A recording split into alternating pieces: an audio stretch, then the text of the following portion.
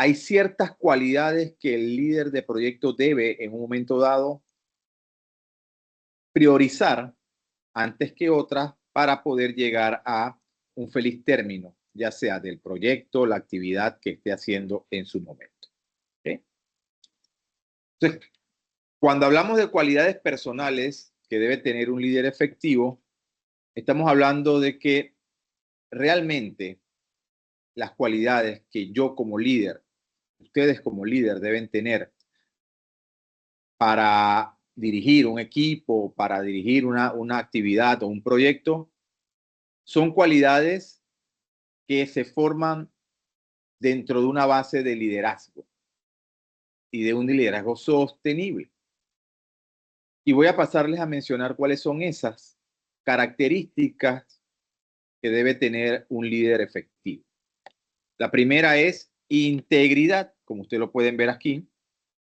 La integridad es una coherencia entre lo que se dice y se hace. Es un fundamento esencial de la confianza del equipo y los interesados.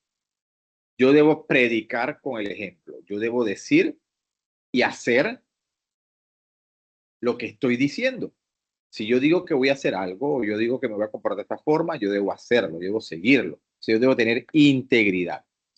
E integridad de frente y de espaldas, como se dice, ¿verdad? Yo debo ser coherente e íntegro en las cosas que voy haciendo dentro de mi vida personal o mi vida profesional y tanto laboral. ¿Okay?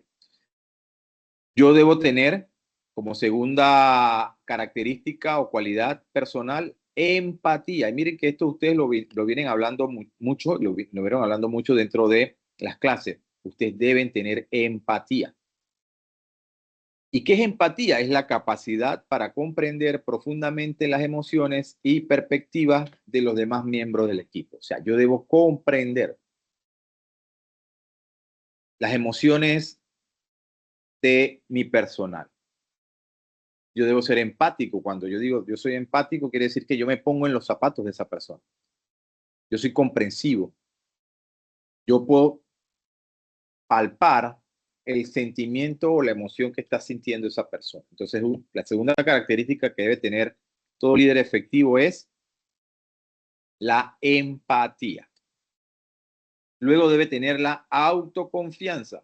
Quiere decir la seguridad para tomar decisiones informadas, asumir riesgos calculados con convicción. Quiere decir que yo tengo que tener la suficiente confianza para tomar una decisión, pero una decisión que yo la voy a tomar cuando ya esté completamente informado. No debemos tomar decisiones sin estar completamente informado y ver el panorama completo. ¿Ve? Entonces es muy importante que yo tenga esa autoconfianza. Otra de las cualidades es tener visión. Un líder efectivo debe tener visión, debe tener esa capacidad de anticipar escenarios futuros, orientar al equipo hacia resultados sostenibles y estratégicos. Quiere decir que yo tengo que volcarme a ser visionario, a pensar qué puede pasar si hago esto y plantearse una serie de escenarios, ya sea positivos, negativos, neutros, para poder ver qué pasaría si hago esto, qué pasaría si no hago esto. Entonces, tú tienes que comenzar a tener esa visión, esa capacidad de poder anticiparte. Y eso es una manera que los líderes hoy en día, un líder que tiene visión, es un líder que tiene una sostenibilidad en los resultados que tiene, porque prevé antes de. Y por último, tenemos la resiliencia, que no es más que mantener la estabilidad emocional y el enfoque frente a cualquier desafío inesperado o fracasos temporales. O sea, yo debo tener esa capacidad de ser resiliente, mantenerme equilibrado, mantenerme pausado, pacífico, pasivo, para poder enfrentar cualquier inconveniente inesperado que se tenga dentro del proyecto, dentro de la actividad, dentro de mi trabajo. Entonces, con esto yo les estoy dando un resumen de lo que ustedes ya han dicho dentro de sus presentaciones.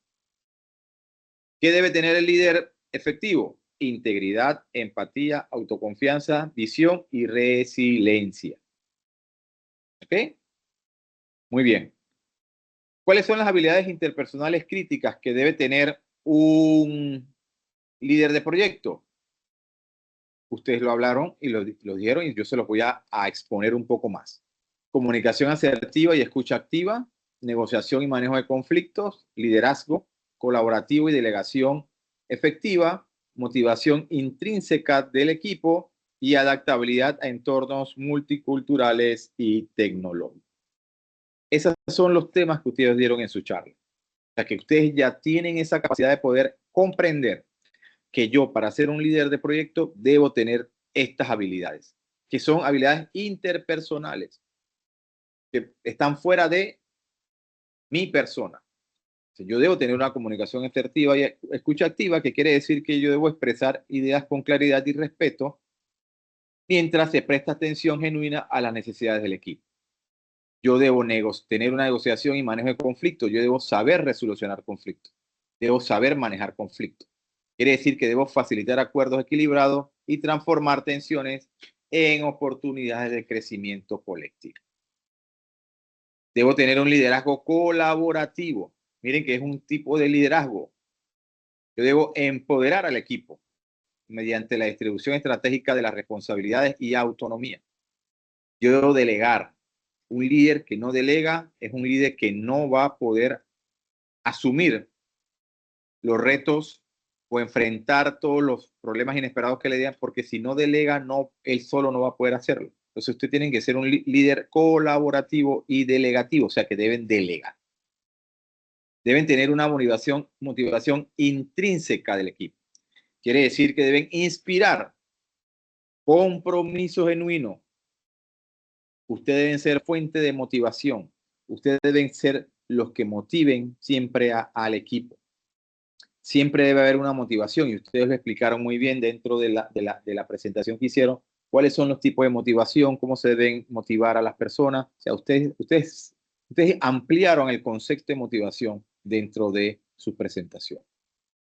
Y por último, la adaptabilidad a entornos multiculturales y tecnológicos, que quiere decir que yo voy a responder con flexibilidad a la diversidad cultural y a las transformaciones digitales emergentes. Quiere decir que yo debo adaptarme a los entornos. Veámoslo así. Yo tengo que adaptarme a trabajar con las personas asiáticas. Debo entender su cultura. Si voy a trabajar con personas afroantillanas o afrodescendientes, debo saber que manejan cierta cultura por la diversidad que tienen. Entonces, yo debo ser adaptado, yo debo adaptarme a esas situaciones, a esos entornos multiculturales. Y también tecnológicos, ¿verdad? Entonces, ya veo que yo debo tener habilidades interpersonales. Dentro de la evolución del liderazgo que se da dentro desde el 1900, vamos a ponerlo desde la revolución industrial, desde todo el tiempo de que se da el tema del liderazgo, ha ido evolucionando, ¿verdad?